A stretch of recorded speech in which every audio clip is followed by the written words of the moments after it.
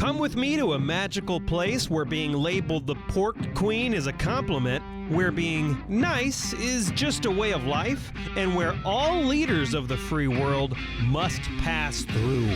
Welcome to Iowa. Whether you're a current Iowan, an Iowa expat, or an Iowan at heart, this show is for you.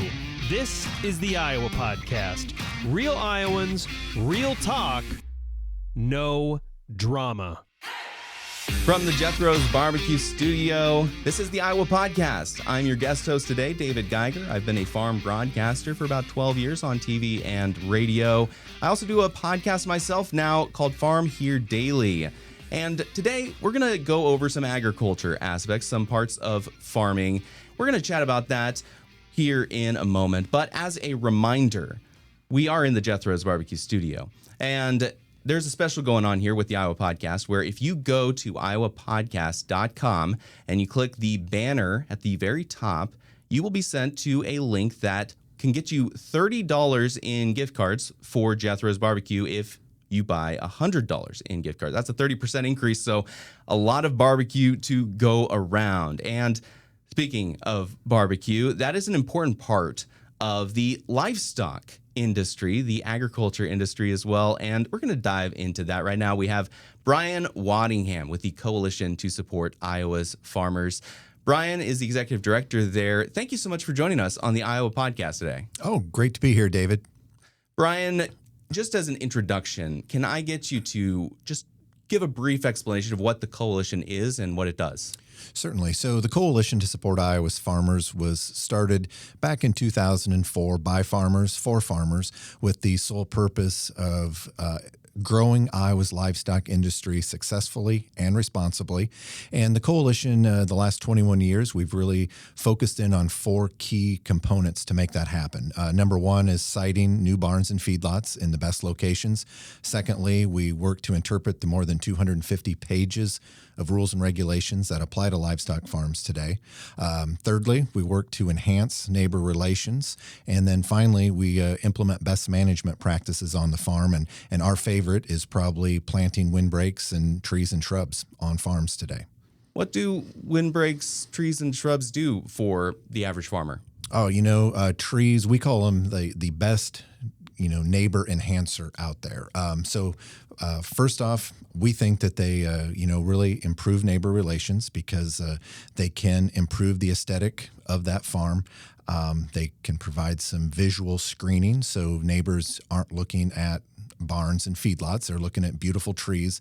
But we also do know they've got many tangible benefits. They reduce odor by 25% on livestock farms. They really work to shade and shelter animals. We've done some studies where we know that they reduce the amount of electricity and propane costs in the winter, just serving as that natural windbreak. So trees do a lot of great things. And we started that program, the Green Farmstead Partner Program, in 2009, and we've now planted more than 80,000 trees and shrubs on farms all across the state of Iowa. Wow, that is incredible. And you said it prevents odor, and this is just adding some trees and shrubs. Do you know the science on why that works that way? Well, that's a great question. So we have partnered with the Iowa Nursery Landscape Association and Trees Forever to get this program off the ground 16 years ago. But what we really rely on is we have 25 nursery professionals that we've trained around the state of Iowa that use their expertise when they go out and design a windbreak, because there are so many things that go into putting those trees in the right location to really get the mixing of the air to reduce odor, but also the correct placement from the barns and the feedlots so that snow is deposited in areas where you want it to be and not where you're going to have to spend more time moving it. So it's those nursery professionals that we rely on to really do the design work. That's really interesting to me because one of the ways farmers are trying to support rural America is go against kind of this complaint that will sometimes be there of animal odor, which is an important part of the process. In fact, one of my favorite notes someone's ever said about animal odor when they go by, they're like, smells like money. So it's a good thing, but at the same time, it does sometimes cause some disputes in rural America. But at least as far as I've been able to tell, there have been a lot of work done to reduce odor to reduce some of the inconveniences that may be associated with livestock farming. Is that correct? Yeah, that's absolutely correct. And I think that was one of the reasons the coalition was formed 21 years ago is, when we go out and site these barns now, we really pay close attention to the topography, prevailing wind direction, and then where the neighbors are located. So just proper placement of those barns has been, I think, a wonderful effect to reduce odor. And then when you plant trees in the right location around those barns, and, Iowa State University research shows reduction in odor by 25% with a 2 or 3 row windbreak. And that's not even to mention all the efforts and work that have been done into barns themselves or into the diets of animals and how nutrients are distributed to potentially reduce some of those things as well. Oh, yeah. The technology in these new livestock confinements that's occurred even in the last 10 years has been really incredible. Just changing your location of your tunnel fans or your pit fans. And you also mentioned what you feed those animals. There's several companies that have products out there that can reduce odor by just adding ingredients to the feeds, or you can add pit additives directly to the manure. So we've got all these things working in our favor to just further reduce odor and just hopefully continue to grow the livestock industry here in the state of Iowa. And since we're on the topic, I just think it's interesting because agriculture does get a bad rep for that. And one of the things that I'll see in media is the use of information that may be 10, sometimes even 20 years old, but a lot has changed since the beginning of the new century and millennia. Yeah, again, technology continues to improve. Farmers are always adding more tools to their toolbox as ways to be better neighbors, to be better farmers, to be better, environmentalists. So, again, as agriculture continues to evolve, so has the farmer. And I think, we certainly see it on the agronomy side or the crop side, but also that livestock side. It's just come so far in such a short amount of time. We've talked about some of the things farmers are doing for rural America and the folks that live near them, but there's also a reliance of rural America on farmers and farmers on rural America.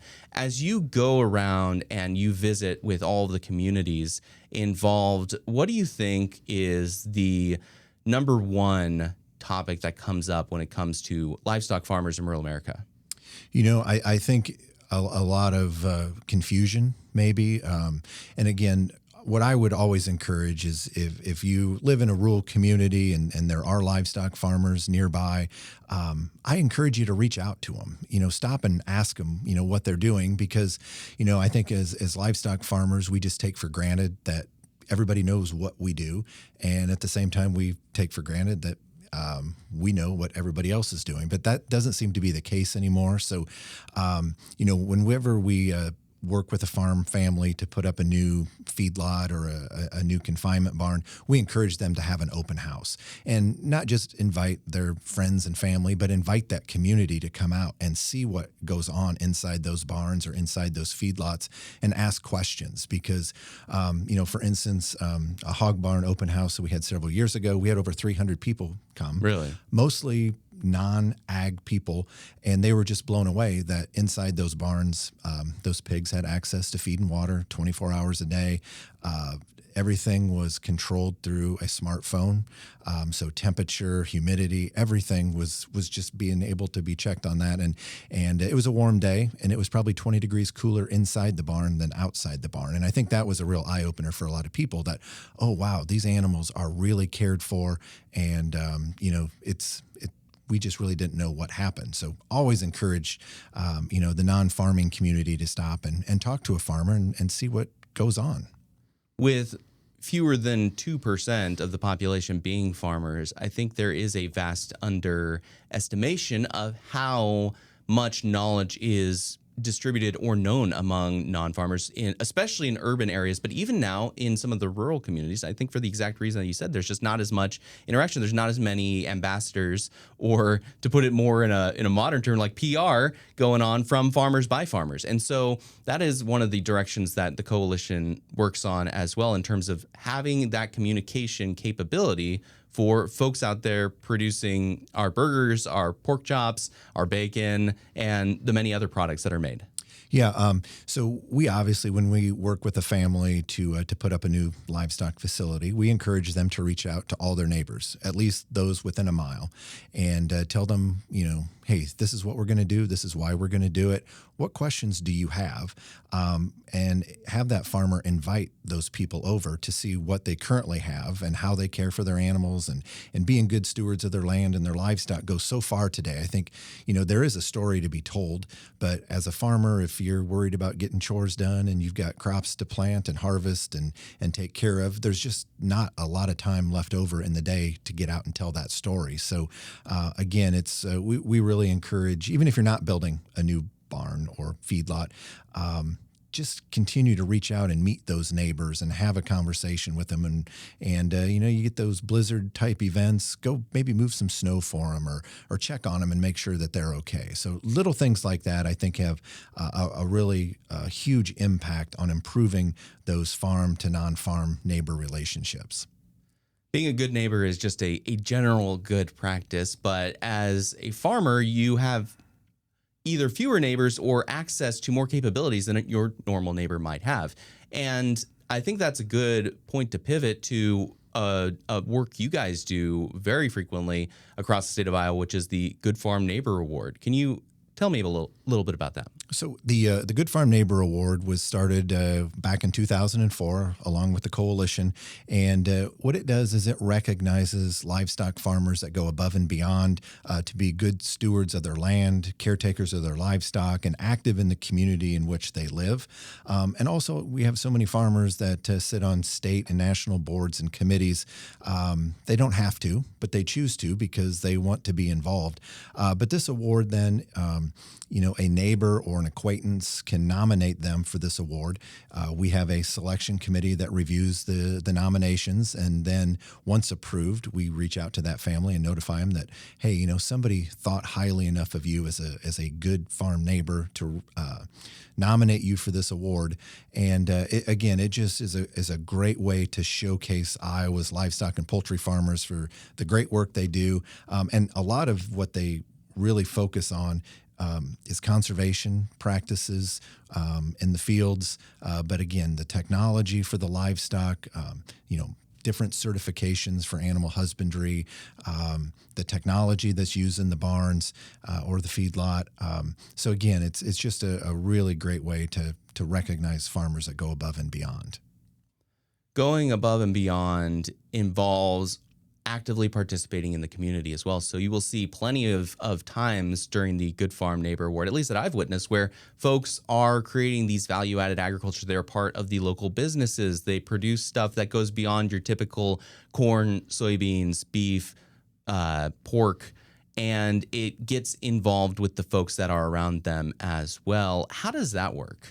So, we've seen a lot of, Good Farm Neighbor Award winners that are, they coach Little League, they sit on school boards, the local church board, always giving time and volunteering. And then more recently, especially since 2020, we've seen a lot of farmers switch to more on-farm processing. So whether it's direct to consumer or farm to consumer freezer beef or pork or poultry sales, we've got a lot of dairies that are adding on-farm processing for cheese and specialty, like yogurt, things like that.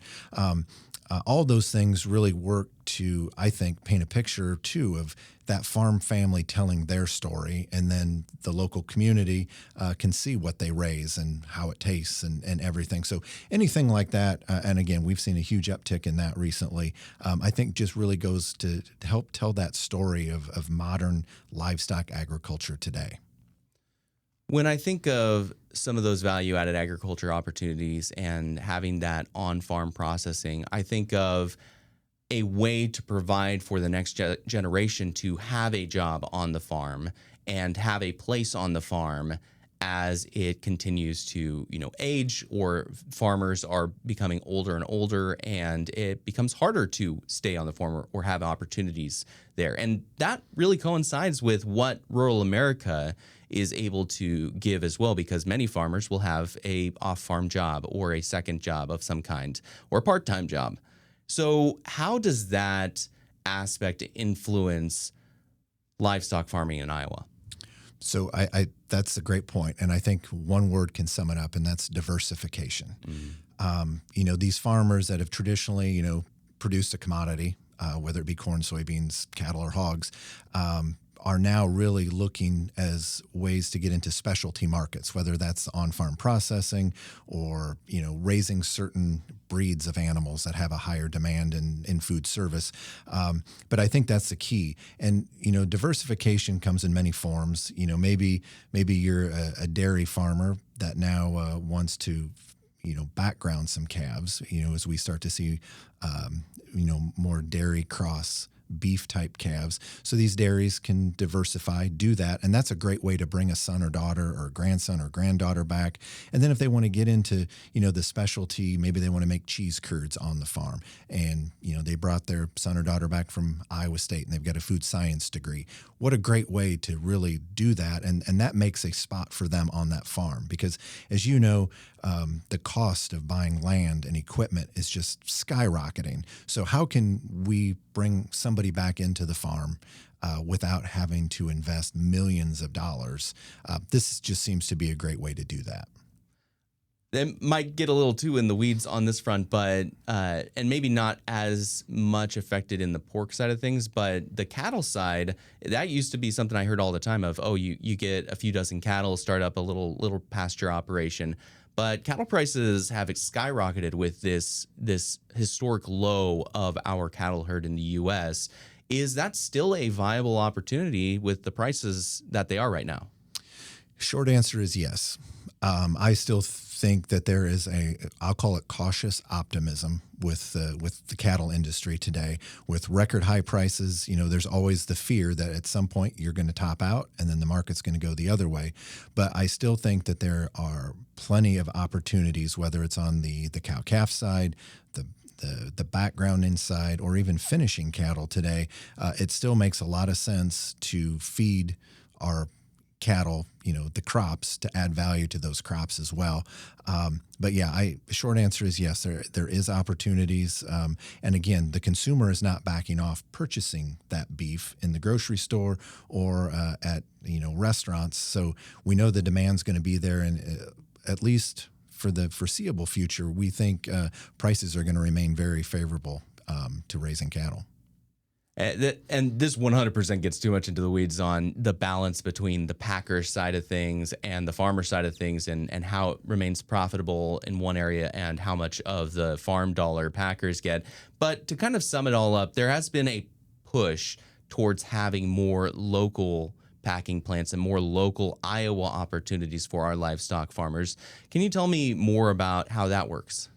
Yeah, so right now there is we've again since 2020 or that COVID period, we have seen a lot of farmers go the local locker route, where for a while there you couldn't schedule an animal to be harvested for 12 months because the demand was so great. And I think as part of that, consumers got a real taste for that locally produced product. They knew they were buying local. They knew the person who they were buying the meat from.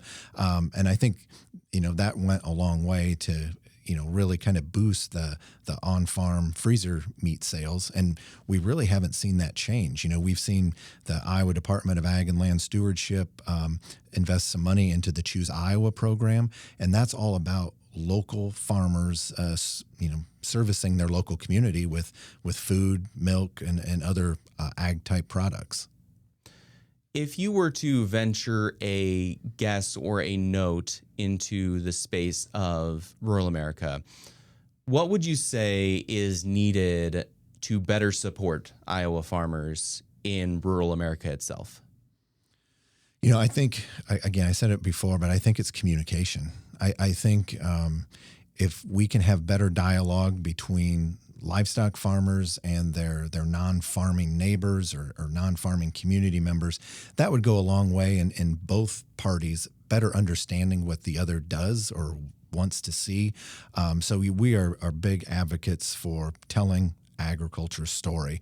And, we try to do it in our work every day. But again, that's just a little piece of the overall pie. And I think the farmer telling their own story resonates way more with that local resident than me telling that story. So we just need to find a better way to get the two together and tell stories and share experiences. And again, we try to do that through the Good Farm Neighbor Award, connect some of those dots. We try to do that through our open houses. And then just in general, whether it be through radio or print ads, just try to connect some more dots for the non-farming community members. One of the difficulties in farming is that it does require you to have a lot of skills. And as agriculture communicators, you and I, that's something that we do all the time. But there's some people it's just not their talent. It's not their gift to be a communicator in that way. How do you support those people, help those people out when it's just not their strongest point? Yeah, that's a great question, and I'm not sure I have a great answer for that. There might not be a great answer. Because you're correct. Some people, farmers just kind of want to keep their heads down and do their thing and just be left alone. But I do think what we've seen as we work to bring more young people back to the farm, many of those have at least a 2-year, if not a 4-year degree. So they've been exposed to different experiences that maybe their parents or grandparents haven't been. So for them, that's what we really focus then on is that young person that gets back to the farm, having them tell their farm story. Even if their dads or grandpas aren't willing to do that, at least that next generation coming back can hopefully tell that story. They may not like to either, but I think that is probably where we spend most of the time is working with those folks, to tell that story. And we've got programs available to young farmers and even established farmers to help them better communicate what it is they're doing. So I think that's probably the best way if you're not very, want to go out and spread the PR about your farm. Bring that son or daughter back and have them do it for you. I'm glad you brought up the next generation because I had more questions on that, noting specifically groups like FFA, 4-H, some of those youth opportunities, FFA in particular. I have just been astonished at the level of training and communication that those students get to then bring back to the farm or whatever job that they then move into.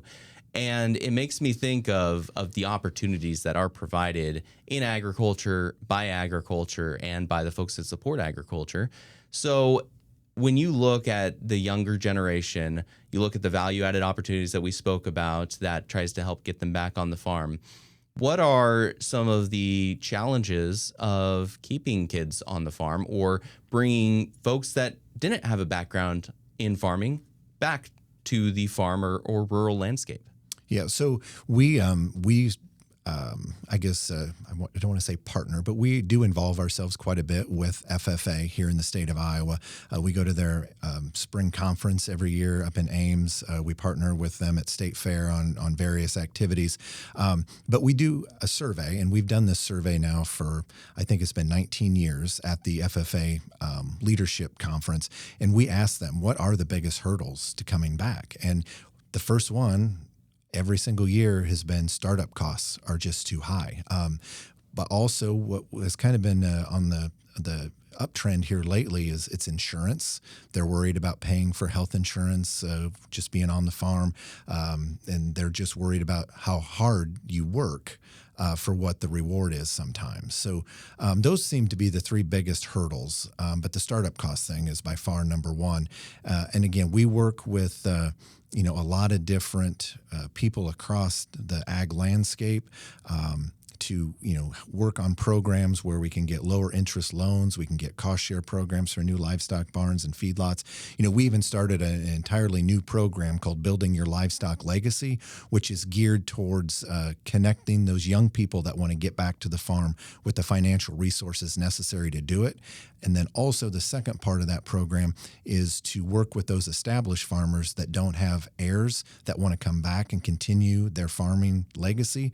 So how do we connect connect those established farmers with young people that may not have an avenue back home, like you mentioned, but they want to get involved in livestock agriculture. So we do have farmers that have livestock that don't have heirs that say, hey, if you can connect me with the right individual or young couple, I think we could make something work here that will make both of us happy. So again, that's a program that we offer that we've seen great success with since January when we launched it. On that same note, when you were going over health insurance and some of the other challenges that are involved there, farming is a hard job, especially livestock farming. It requires you to be there every day unless you have a partner you can work with to maybe take some time away or time off.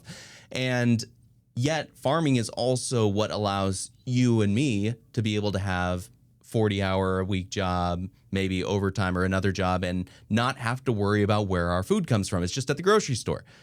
That is caused because we have a strong farm economy and a robust agricultural system in the modern day. So how do you balance that by also allowing farmers to have the privileges that we do? The privileges of nearby hospital systems, of health insurance, of good roads networks, et cetera, that we might have in a city. Yeah, I mean, I think it's young people is still the key. Finding the right, youth that want to come back to the family farm, or they want to get involved in, another farming enterprise. But, that's how we can connect some of these dots for them. But I think also, if we can continue to bring young people back and keep livestock agriculture growing in the state of Iowa, I think the rural hospitals, the road, the network and stuff will continue to grow, right? Because if you get more people in those communities, that's good on the local economy. So, it puts more kids in schools and fills more church pews on Sundays and things like that. So livestock is still a great way to do that because you can feed the crops that are grown locally to that livestock, and that adds value.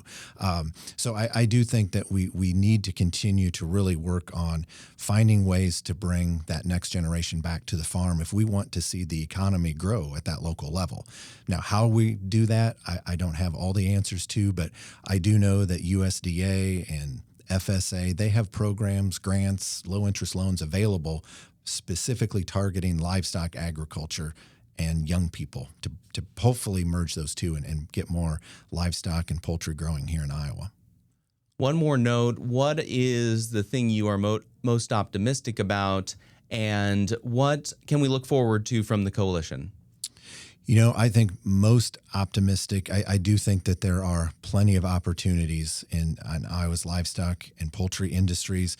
We're seeing a lot of growth right now in cattle and chickens specifically, but everything's a cycle. And I do think, the dairy industry is on the verge of going through another growth phase.